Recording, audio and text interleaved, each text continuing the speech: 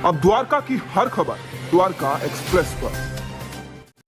दिल्ली के द्वारका में एक कार सीवर के गड्ढे में समा गई। हालांकि आसपास के लोगों ने किसी तरह कार सवार को बाहर निकाला, तब जाकर उसकी जान बच पाई।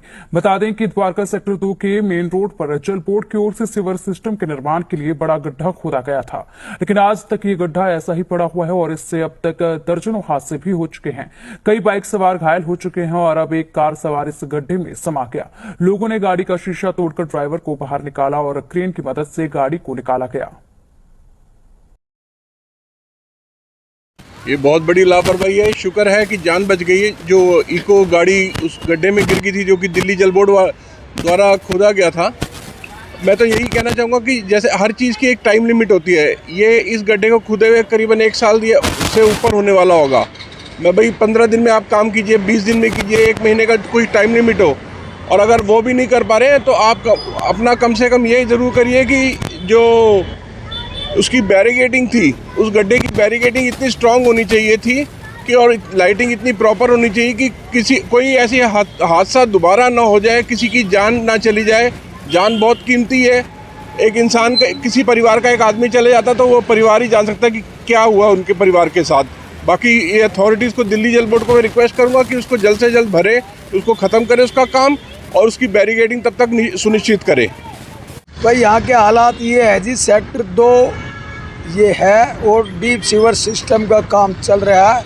इसका 28/10/2022 को टेंडर छूटा था दिल्ली जल बोर्ड से और 45 दिन के अंदर ये काम होना था, लेकिन आज 1 साल से ज़्यादा हो गया है।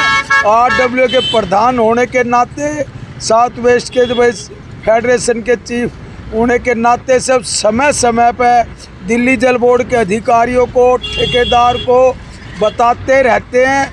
और ये जो साथ में सरकारी स्कूल हमारे मधु विहार का गली नंबर 1 जो बोलते हैं, महाराणा चौक अगर उसको बोलते हैं, उस पर भी ऐसे ही कई घटना हो गई है। मोटरसाइकिल पे जो माँ बहन बेटी पीछे बैठी होती है तो मोटरसाइकिल सहित खड्डे में कई दफ़े कई हादसे हो चुके हैं।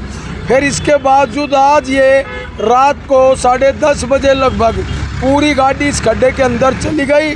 गाड़ी टोटल लास्ट हो चुकी है। वो आदमी बेहोश हो गया था। मधु विहार के लोगों ने शीशे तोड़कर उसको निकाला, जैसे तैसे PCR करके भेजा है। अभी तो वो कह रहे ठीक है, लेकिन ये ऐसे हादसे हो रहे हैं। 1 साल में भी अगर इसका काम नहीं हो रहा तो ये दिल्ली जल बोर्ड के अधिकारियों की लापरवाही है। इस ठेकेदार पर उचित कार्रवाई हो ताकि जनता पर आगे ऐसे हादसे ना हो।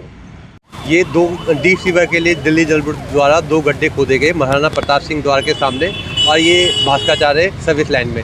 ये गड्ढे खोदे गए 22 अक्टूबर को। इसका टेंडर निकाला गया 2022 में, जो कि आज 1 साल से भी ऊपर हो गया, जिसकी निर्धारित समय सीमा थी 45 दिन के अंदर पूरा करना टेंडर निकलने के बाद।